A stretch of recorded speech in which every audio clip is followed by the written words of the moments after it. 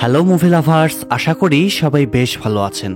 চুরি ডাকাতির মুভি তো আমরা অনেক দেখেছি, কিন্তু আজকে আমি যে গল্পটা আপনাদের সাথে শেয়ার করব সেটা অন্য সব গল্প থেকে একেবারেই আলাদা। আজকের গল্পটা এমন এক চোরকে নিয়ে, যাকে চোর না বলে আর্টিস্ট বলাটাই বেশি ভালো হবে, কারণ বছরের পর বছর চুরি করে ধরা না পড়াটাও কিন্তু একটা আর্ট। চোখের সামনে থেকে হঠাৎ উধাও হয়ে যাওয়া ছিল তার স্পেশালিটি, কিন্তু এরপরেও একদিন সে পুলিশের হাতে ধরা পড়ে। তাহলে কি হবে এখন? সে কি শাস্তি পাবে, নাকি এমন কিছু ঘটবে যেটা কেউ কল্পনাও করেনি? এই দুর্দান্ত গল্পটাই জানবো 2021 সালের অসাধারণ একটি হাইস্ট মুভি ডায়াবলিকের গল্প থেকে। তো চলুন আর কথা না বাড়িয়ে সরাসরি গল্পে চলে যাই। শুরুতেই আমরা গল্পের মেইন ক্যারেক্টার এবং নামকরা চোর ডায়াবলিককে দেখতে পাই। মাথা থেকে পা পর্যন্ত কালো কাপড়ে ঢাকা থাকার কারণে আজ পর্যন্ত কেউ তার চেহারা দেখতে পারেনি। নিজের কাজে সে এতটাই দক্ষ ছিল যে আজ পর্যন্ত কোনো পুলিশের হাতে সে ধরাও পড়েনি। তো একদিন সে ইতালির একটা ব্যাংক থেকে কিছু মূল্যবান ধন সম্পদ চুরি করে পালাচ্ছিল। তখন পুলিশ তাকে ধাওয়া করতে শুরু করে। তারা অনেক কষ্টে ডায়াবলিকের পথ আটকায়। তারা ভেবেছিল এবার আর সে কোনোভাবেই পালাতে পারবে না, কিন্তু ডায়াবলিক হঠাৎ তার গাড়িতে থাকা একটা বাটন প্রেস করলেই রাস্তাটা তৎক্ষণাৎ উঁচু হয়ে যায়, আর সে ওই রোডে স্লাইড করে পুলিশের মাথার উপর দিয়ে চলে যায়। এই অবস্থা দেখে পুলিশরা হতবাক হয়ে তাকিয়ে থাকে, তবে তারা ওইখানে হার মানে না। পুলিশের আরেকটা টিম ডায়াবলিককে ফলো করতে শুরু করে। সেটা দেখে ডায়াবলিক গাড়ি থেকে একটা বিষাক্ত গ্যাস পাস করলে পুলিশরা সবাই অজ্ঞান হয়ে যায়। কিন্তু এত কিছুর পরেও বেচারা শান্তি পায় না। ইন্সপেক্টর গ্যানকো গাড়ি নিয়ে তার পেছনে পড়ে যায়, কিন্তু কিছু দূর যাওয়ার পরে সে দেখতে পায় ডায়াবলিকের গাড়িটা রাস্তায় উল্টে পড়ে আছে, অথচ ডায়াবলিক সেখানে নেই। এটা দেখে গ্যানকো এখানে খুব হতাশ হয়ে যায়। এদিকে আমরা একটা পার্টিতে ডিফেন্স মিনিস্টার জর্জিওকে দেখতে পাই। সে পার্টিতে অন্যদের সাথে গল্প করছিল। এরই মাঝে সেখানে ইভা নামের একটা মেয়ে আসে। জর্জিও তখন তাকে ওয়েলকাম করার জন্য এগিয়ে যায়। ইভা মূলত ওই শহরের নামকরা একজন বিজনেস উম্যান, তবে বিজনেসটা তার নিজের নয়। সে এক বৃদ্ধ বিলিয়নারকে বিয়ে করেছিল, সোজা কথায় সুগার ড্যাডি আর কি। তো লোকটা মারা যাওয়ার পর তার সহায় সম্পত্তি সহ পুরো বিজনেসটাও ইভার হয়ে যায়। সৌন্দর্য আর আভিজাত্যর কারণে সবসময় আলোচনায় থাকতো সে, তাই তাকে পার্টিতে দেখে সবাই অনেক খুশি হয়। সেখানে কথায় কথায় ইভা ডায়াবলিকের ব্যাপারে জানতে পারে। সবাই ইভাকে সবসময় সতর্ক থাকতে বলে, না হলে ডায়াবলিক যে কোনো সময় তার সম্পদ চুরি করার জন্য হামলা করতে পারে। একজন চোর হওয়া সত্ত্বেও সবাই ডায়াবলিকের স্মার্টনেসের প্রশংসা করত। সেটা শুনে ইভার মনে তাকে নিয়ে একটা কৌতূহল জাগে। সেদিন পার্টি শেষে জর্জিও ইভাকে তার বাড়িতে পৌঁছে দিতে চায়, কিন্তু ইভা তাতে রাজি হয় না। এখন প্রশ্ন হচ্ছে, জর্জিওর সাথে ইভার সম্পর্ক কি? আর এর উত্তর আমরা সামনেই জানতে পারবো। তো পার্টি থেকে ফেরার পথে হঠাৎ ইন্সপেক্টর গ্যানকো এসে ইভার পথ আটকায়। তাকে দেখে ইভা একটু অবাক হয়, তবে গ্যানকো তাকে সতর্ক করে দেয় যে ডায়াবলিক যে কোনো সময় তার উপর অ্যাটাক করতে পারে। কথাটা শুনে ইভা টেনশনে পড়ে যায়। এরপর তারা একটা রেস্টুরেন্টে বসে এই ব্যাপারগুলো নিয়ে ডিসকাস করতে শুরু করে। সেখান থেকে জানা যায় ইভার কাছে একটা স্পেশাল পিঙ্ক ডায়মন্ড আছে, যেটা খুব রেয়ার এবং মহামূল্যবান। গ্যানকো নিশ্চিত ছিল যে ডায়াবলিক ওই ডায়মন্ডটা চুরি করতে অবশ্যই আসবে, তাই সে ইভার কাছ থেকে তার সব ডিটেলস নিয়ে নেয়। সে কোন হোটেলে থাকছে, রুম নাম্বার কত, তার সাথে কেউ থাকছে কিনা ইত্যাদি। সবকিছু শোনার পর চলে যাওয়ার সময় গ্যানকো তাকে আবারও সতর্ক করে দেয় যাতে সে কারো উপর বিশ্বাস না করে, কারণ ডায়াবলিকের আসল চেহারা যেহেতু কেউ দেখেনি, তাই লোকটা আসলে কে সেটা শনাক্ত করা সম্ভব নয়। হতে পারে লোকটা হোটেলের ম্যানেজার অথবা কোনো ওয়েটার, এমনকি গ্যানকো নিজেও হতে পারে। তাই ইভা তখন তার কথা মেনে নেয় এবং গ্যানকো সেখান থেকে চলে যায়। এদিকে ইভা যে হোটেলে থাকছিল সেখানে রবার্টো নামের একজন ওয়েটারকে নিযুক্ত করা হয় স্পেশালি ইভাকে টেক কেয়ার করার জন্য।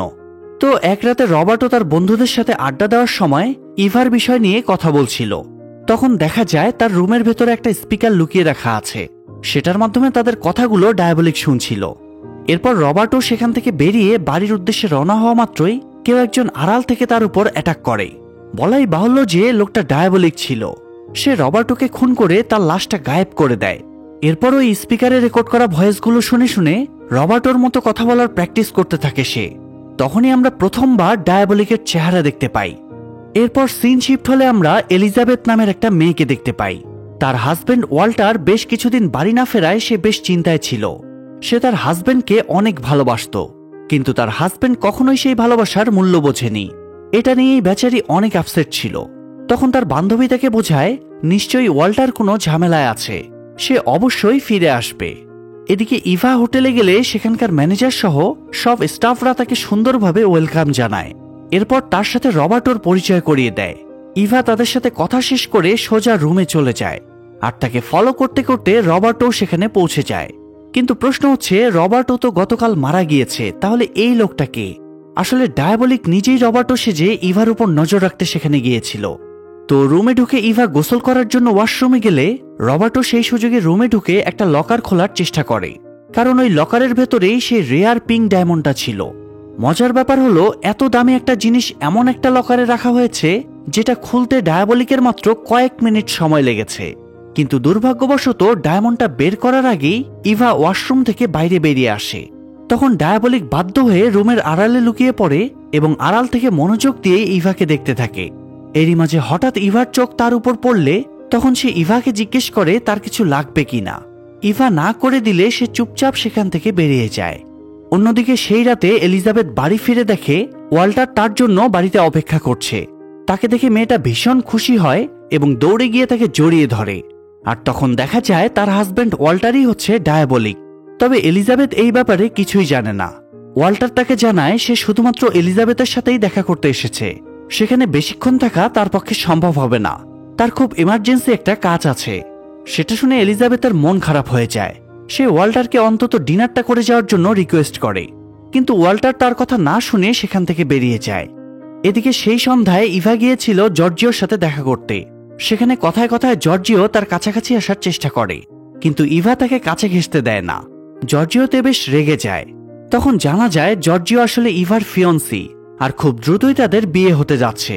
কিন্তু ইভাকে দেখে মনে হয় না তাদের মধ্যে কোনো ভালোবাসার সম্পর্ক আদৌ আছে। সে খুব কৌশলে জর্জিওকে অ্যাভয়েড করে সেখান থেকে বেরিয়ে যায়। এদিকে ডায়াবলিক রাতের অন্ধকারে সুযোগ বুঝে ইভার রুমে ঢুকে ওই লকারটা আবারও খুলতে শুরু করে। ঘটনাক্রমে ঠিক সেই সময় ইভাও রুমে ফিরে আসে। ভেতরে ঢুকেই তার একটু আজব লাগে, মনে হচ্ছিল রুমের ভেতর নিশ্চয়ই কেউ আছে। ঠিক তখনই ডায়াবলিক পেছন থেকে এসে তাকে পাকড়াও করে এবং তাকে ভয় দেখানোর চেষ্টা করে। কিন্তু অদ্ভুত ব্যাপার হলো, ইভা একটুও ভয় পায় না।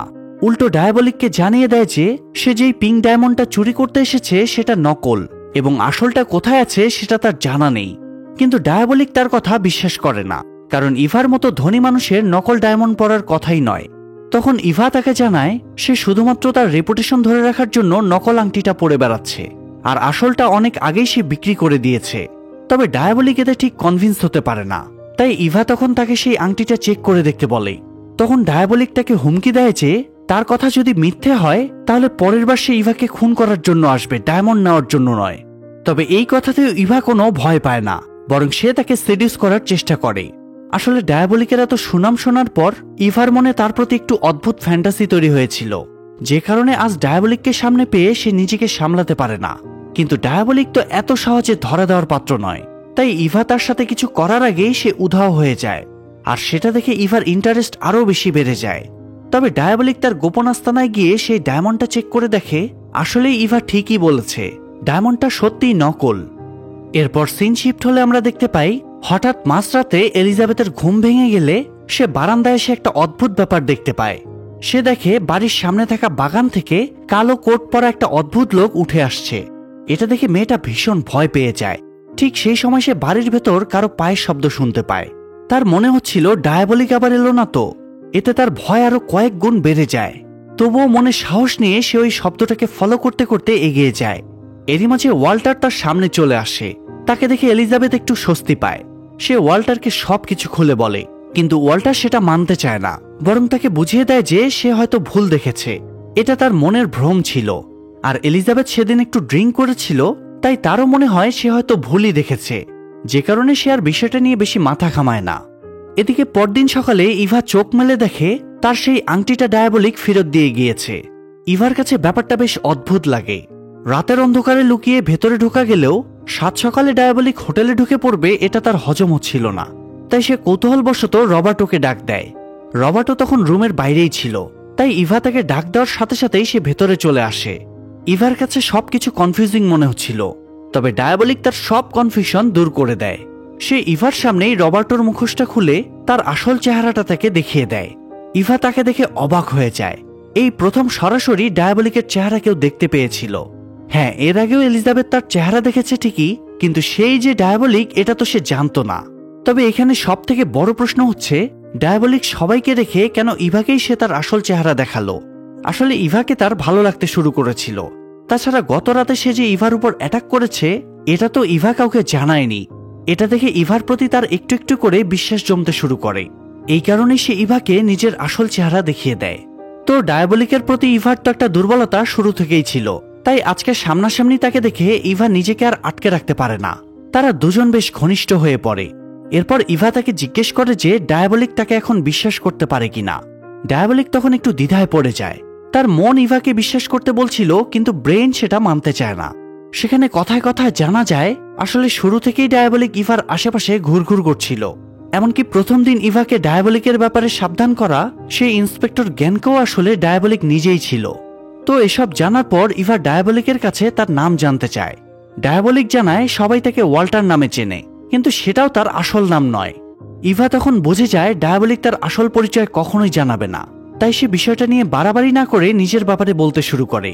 সে জর্জিওর ব্যাপারে তাকে জানায়। মূলত ইভা তাকে বিয়ে করতে চায় না, কিন্তু জর্জিওর বিরোধিতা করাটাও তার পক্ষে সম্ভব নয়, কারণ তার কাছে ইভার অতীতের কিছু গোপন তথ্য রয়েছে। সেগুলো জানাজানি হলে তার রেপুটেশন নষ্ট হয়ে যাবে। আর জর্জিও তাকে হুমকি দিয়েছিল যে ইভা যদি তাকে বিয়ে না করে তাহলে ওই সব ডকুমেন্ট সে ভাইরাল করে দেবে। তাই ইভা মনের বিরুদ্ধে গিয়ে তাকে বিয়ে করতে রাজি হয়েছে। এই কথা শোনার পর ডায়াবলিক তাকে আশ্বস্ত করে যে সে ওই ডকুমেন্টগুলো 24 ঘন্টার মধ্যে ইভার কাছে পৌঁছে দেবে। কিন্তু সমস্যা হচ্ছে ইভার কাছে তো তার সাথে যোগাযোগ করার কোনো অপশন নেই। তাহলে তাদের দেখা হবে কিভাবে? তখন ডায়াবলিক তাকে একটা ক্যাফের অ্যাড্রেস দিয়ে দেয়, সেই সাথে একটা টাইম বলে দেয় যাতে ইভা ওই সময় ওই ক্যাফেতে গিয়ে তার জন্য অপেক্ষা করতে পারে। তখন ইভা তাকে জিজ্ঞেস করে সে তো নিজের আসল চেহারায় সেখানে আসবে না, তাহলে ইভা তাকে চিনবে কিভাবে? ডায়াবলিক জানায় সে একটা স্পেশাল কোড ব্যবহার করবে, সেটা শুনে ইভা তাকে চিনতে পারবে। তো তারা এসব বিষয় নিয়ে প্ল্যানিং করতে থাকে।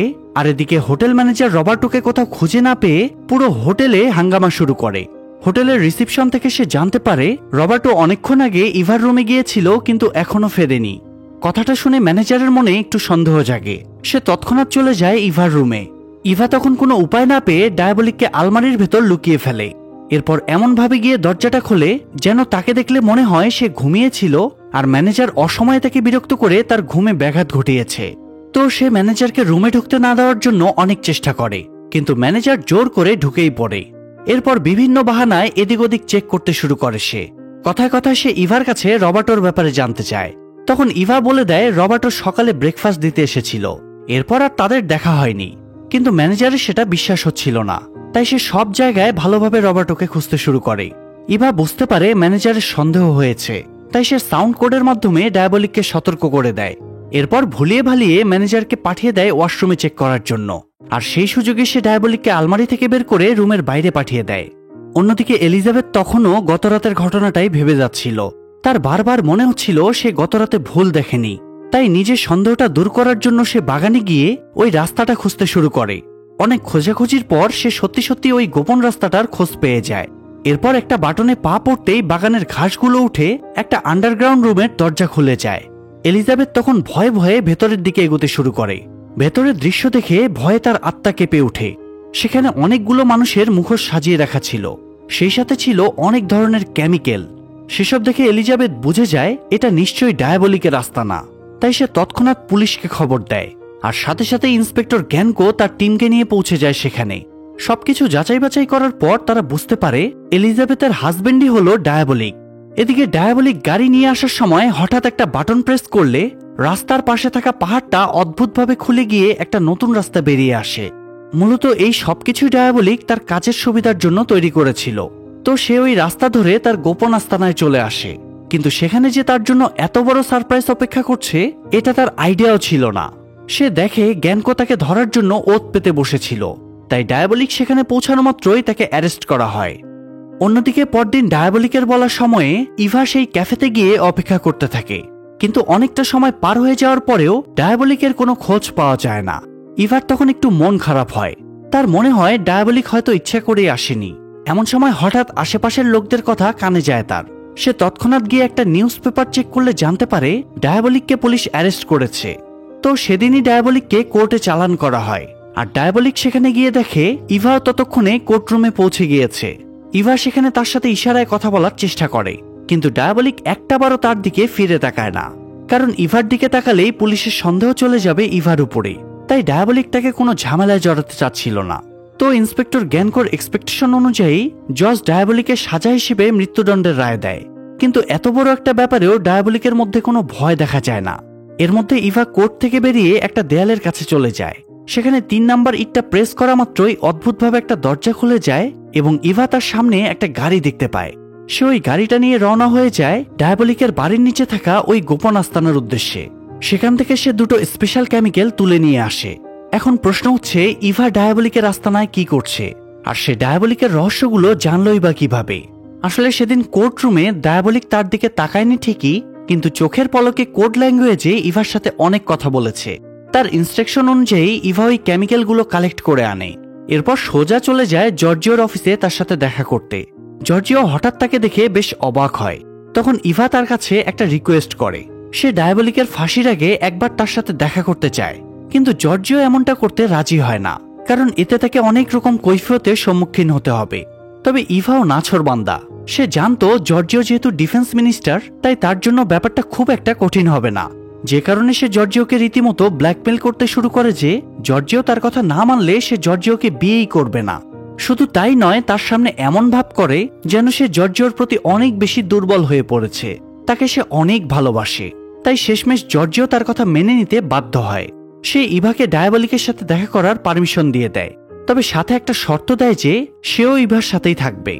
ইভা তখন আর আপত্তি করে না, আর আপত্তি করলেও জর্জিও এবার তার কথা মানত না। তো এরপর তারা দুজনে চলে যায় ডায়াবলিকের সাথে দেখা করতে। সেখানে তারা প্রায় আধা ঘন্টার মতো কথা বলে বাইরে বেরিয়ে আসে। পরদিন দেখা যায় ডায়াবলিকের মৃত্যুদণ্ডের প্রস্তুতি নেওয়া হচ্ছিল, তবে সেই সময় গলায় দড়ি বেঁধে ফাঁসির নিয়ম ছিল না। অপরাধীদের গলা কেটে মৃত্যুদণ্ড দেওয়া হতো। তো প্রস্তুতি শেষে জল্লাদ যখন ডায়াবলিককে ধরে নিয়ে যাচ্ছিল, তখনও তার কোনো রকম হেলদোল ছিল না। তাকে দেখে মনেই হচ্ছিল না সে মরতে চলেছে। গ্যানকোর কাছে ব্যাপারটা বেশ অদ্ভুত লাগে। তখন পাশের একজন অফিসার বলে উঠে, ডায়াবলিককে দেখে মনে হচ্ছে সে হয়তো ড্রাগের নেশায় বেহুশ হয়ে আছে। এই কথা শুনেই গ্যানকোর টনক নড়ে। সে চিৎকার করে জল্লাদকে ডায়াবলিকের গলা কাটতে নিষেধ করে, কিন্তু ততক্ষণে অনেক দেরি হয়ে গিয়েছিল। ডায়াবলিকের শরীর থেকে তার মাথাটা আলাদা হয়ে গিয়েছিল। তখন গ্যানকো ধীরে ধীরে তার কাছে গিয়ে মুখোশটা খুললেই দেখতে পায় সেটা তো ডায়াবলিক অর্থাৎ ওয়াল্টার ছিলই না, সেটা ছিল জর্জিও। এটা দেখে গ্যানকো ভীষণ ঘাবড়ে যায়। 2টো বিষয় নিয়ে সে খুব বেশি ভয় পাচ্ছিল। এক হলো তাদের বেখেয়ালির কারণে ডিফেন্স মিনিস্টার মারা গিয়েছে, আর 2 হলো তাদের হাত থেকে ডায়াবলিকের মতো ভয়ঙ্কর ক্রিমিনাল পালিয়ে গিয়েছে। কিন্তু এত কড়া সিকিউরিটির মধ্যেও ডায়াবলিক পালালো কিভাবে, সেই দুর্দান্ত রহস্যটাই আমরা এখন জানতে পারবো। আসলে ইভার সেদিন জর্জিওর সাথে দেখা করতে যাওয়া এবং তার কাছ থেকে ডায়াবলিকের সাথে দেখা করার পারমিশন নেওয়া, এই পুরোটাই ছিল ডায়াবলিকের প্ল্যান। সে আগে থেকেই নিজের আর জর্জিওর মুখোশ তার আস্তানায় বানিয়ে রেখেছিল। আর সেদিন ইভা ওই আস্তানায় গিয়ে শুধুমাত্র কেমিক্যালগুলোই তুলে আনেনি, বরং ওই মুখোশগুলোও নিয়ে এসেছিল। আর এরপর জর্জিওকে ভুলিয়ে ভালিয়ে ডায়াবলিকের সাথে দেখা করতে নিয়ে গিয়ে আসল ঘটনা ঘটায় ইভা। ডায়াবলিক এবং সে মিলে জর্জিওকে ড্রাগ দিয়ে অজ্ঞান করে এবং তার কাছ থেকে ইভার ওই ব্যক্তিগত ডকুমেন্ট কোথায় আছে সেটা জেনে নেয়। ডকুমেন্টগুলো জর্জিওর পার্সোনাল লকারে সুরক্ষিত ছিল, যার পাসওয়ার্ড শুধুমাত্র জর্জিওই জানত। তাই ওয়াল্টার তার কাছ থেকে সেই পাসওয়ার্ডটাও জেনে নেয়। এরপর তাকে দ্বিতীয় ড্রাগটাও দিয়ে দেয়, যাতে জ্ঞান ফেরার পরেও তার সেন্স কাজ না করে, সে যেন কাউকে কোনো কিছু বলতে না পারে বা কারো কাছ থেকে সাহায্য চাইতে না পারে। এরপর ডায়াবলিক তাকে ওয়াল্টারের চেহারার মুখোশ পরিয়ে দেয়, আর সে নিচে জর্জিওর মুখোশ এবং তার জামা পরে ইভার সাথে বেরিয়ে আসে। মানে একদম দ্য পারফেক্ট ক্রাইম, কেউ কিচ্ছু টের পায় না। মজার বিষয় হলো ডায়াবলিক তো প্রফেশনাল চোর, তাই তার জন্য এই বিষয়গুলো কমন হতেই পারে, কিন্তু ইভা তাকে যেভাবে সাপোর্ট করেছে এটা সত্যি অবাক করে দেওয়ার মতো। তো সিন শিফট হলে আমরা দেখতে পাই ডায়াবলিক জর্জিও সেজেই তার অফিসে গিয়ে ওই লকারটা খুলে ইভার ডকুমেন্টগুলো কালেক্ট করে নিয়ে সেখান থেকে বেরোতে শুরু করে। ততক্ষণে অবশ্য পুলিশ সেখানে পৌঁছে যায়, কিন্তু তারা ডায়াবলিককে আইডেন্টিফাই করতে পারে না। তাদের চোখের সামনে দিয়ে ডায়াবলিক সেখান থেকে ছুমন্তর হয়ে যায়। অন্যদিকে এক ধনী মহিলা তার কিছু মূল্যবান জিনিস একটা ব্যাংকের লকারে রাখতে চায়। জিনিসটা অনেক বেশি রেয়ার এবং মূল্যবান হওয়ার কারণে সেটার সিকিউরিটি নিয়ে ওই মহিলা একটু চিন্তায় ছিল, যে কারণে সে ব্যাংকের ম্যানেজারের কাছে লকারের সিকিউরিটি সম্পর্কে জানতে চায়। তখন ম্যানেজার তাকে সবকিছু বুঝিয়ে বলতে শুরু করে। ওই লকারের দেয়ালগুলো 3টা পার্ট মিলিয়ে তৈরি করা হয়েছে, যেটা ভেদ করে কোনো জিনিস চুরি করা মোটেও সম্ভব নয়। তাছাড়া লকারের চাবিও শুধুমাত্র লকারের মালিকের কাছেই থাকবে, অন্য কোনোভাবে ওই চাবি হাসিল করা সম্ভব নয়। সবকিছু শোনার পর ওই ধনী মহিলা তার প্রপার্টি লকারে রেখে সেখান থেকে বেরিয়ে আসে। এরপর সে সোজা চলে যায় ডায়াবলিকের সাথে দেখা করতে। তখন জানা যায় ওই মহিলাও আর কেউ নয় বরং ইভা ছিল। তারা দুজনে মিলে এবার ওই ব্যাংক লুট করার প্ল্যান করছিল। তাই ডায়াবলিক ইভাকে ছদ্মবেশে সেখানে পাঠিয়েছিল সিকিউরিটি সিস্টেম সম্পর্কে সবকিছু জানার জন্য। সবকিছু জানা হয়ে গেলে এবার তারা তাদের প্ল্যানিং শুরু করে। এদিকে গ্যানকো তাদের ধরার জন্য উঠে পড়ে লাগে। শহরের কোনো ব্যাংক, লকার রুম, ট্রাস্ট কোনোটাই বাদ রাখে না সে। প্রত্যেকটা জায়গার লকারগুলো সব থেকে ভালোভাবে খুঁজতে শুরু করে যে কোথায় সব থেকে দামি এবং রেয়ার জিনিসপত্র রাখা আছে, কারণ সে জানতো ডায়াবলিক যেন তেন জায়গায় চুরি করে না। একটা পর্যায়ে সে ওই ব্যাংকের খোঁজ পেয়ে যায় আর সেটা প্রোটেক্ট করার প্রস্তুতি নিতে শুরু করে। সে তার টিমকে শহরের প্রত্যেকটা রাস্তা, অলিগলি, এমনকি আন্ডারগ্রাউন্ড টানেলগুলোর উপরেও নজর রাখতে বলে। কোথা থেকে কিভাবে ডায়াবলিকের উদয় হবে সেটা তো বলা যায় না। তবে ততক্ষণে ডায়াবলিক ব্যাংকে পৌঁছে গিয়েছিল, কিন্তু ইভা তার সাথে ছিল না। আসলে সে ডায়াবলিকের সাথে যেতে চেয়েছিল ঠিকই, কিন্তু ডায়াবলিক নিজেই তাকে সাথে নেয়নি। যেহেতু কাজটা অনেক রিস্কি, তাই সে ইভাকে কোনো বিপদে ফেলতে চাচ্ছিল না। তো প্ল্যান অনুযায়ী সেই আন্ডারগ্রাউন্ড টানেলের মধ্য দিয়ে ব্যাংকের ভেতরে ঢোকার প্রস্তুতি নিতে শুরু করে। তবে দুর্ভাগ্যবশত ব্যাংকে ঢোকার রাস্তায় সেন্সর লাগানো ছিল, কিন্তু সেটা তো আর ডায়াবলিকের থেকে বেশি স্মার্ট ছিল না। ডায়াবলিক সেন্সরটা অ্যাভয়েড করার জন্য পানির পাইপ খুলে দেয়, যাতে সেই শব্দে তার আসা যাওয়ার শব্দটা সেন্সর আইডেন্টিফাই করতে না পারে। এরপর সে খুব কৌশলে ব্যাংকে ঢুকে সেখান থেকে চুরি করে অন্য একটা রাস্তা দিয়ে বেরিয়ে আসে, আর সেখানেই পুলিশদের মুখোমুখি হতে হয় তাকে। তবে সে ওই পুলিশদেরকে মেরে সামনের দিকে এগোতে শুরু করে। এরই মাঝে গ্যানকো এসে সামনে দাঁড়ায় তার। ডায়াবলিক তাকে দেখে বেশ ঘাবড়ে যায়।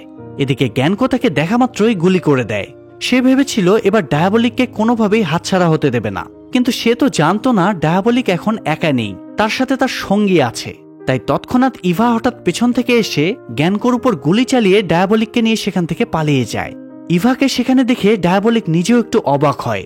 তবে সে বুঝতে পারে ইভা তাকে একা ছাড়ার মানুষ নয়। তাই এবার ফাইনালি সে ইভাকে সম্পূর্ণভাবে বিশ্বাস করতে শুরু করে। আর গ্যানকো তখন আহত অবস্থায় দাঁড়িয়ে সবকিছু দেখছিল, কিন্তু তার কিছুই করার ছিল না। এই ঘটনার বেশ কিছুদিন পর আমরা আবারও ওয়াল্টার এবং ইভাকে দেখতে পাই। তারা দুজন এখন একসাথে বেশ সুখেই আছে। ইভাকে ইমপ্রেস করার জন্য ওয়াল্টার সেই আসল পিঙ্ক ডায়মন্ডটা উদ্ধার করে আনে, কিন্তু ইভা সেটাতে কোনো ইন্টারেস্টই ছিল না। তার এখন শুধুমাত্র ডায়াবলিককেই চাই। তাই সে ডায়মন্ডটা সাগরে ছুঁড়ে ফেলে দেয় এবং এরপর ওয়াল্টারকে জড়িয়ে ধরে। আর এই সুন্দর মুহূর্তটার মধ্য দিয়েই মুভিটা এখানেই শেষ হয়ে যায়। কিন্তু এরকম একটা দুর্দান্ত মুভি কি আসলেই এতটা সাদামাটা ভাবে শেষ হওয়ার কথা? একদমই না, বরং এই মুভির আরো 2টা সিকুয়াল আছে। তাই পরবর্তী ভিডিওতে আমি এটা সেকেন্ড পার্ট নিয়ে হাজির হচ্ছি, যেখানে আরো রোমাঞ্চকর কিছু চুরি দেখতে পারবেন। সো কমেন্ট করে জানিয়ে দিন কে কে সেকেন্ড পার্ট দেখতে চান, এবং সেটা যেন মিস হয়ে না যায়। তাই এখনই চ্যানেলটা সাবস্ক্রাইব করে রাখুন। আজকের মতো বিদায় নিচ্ছি, আল্লাহ হাফেজ।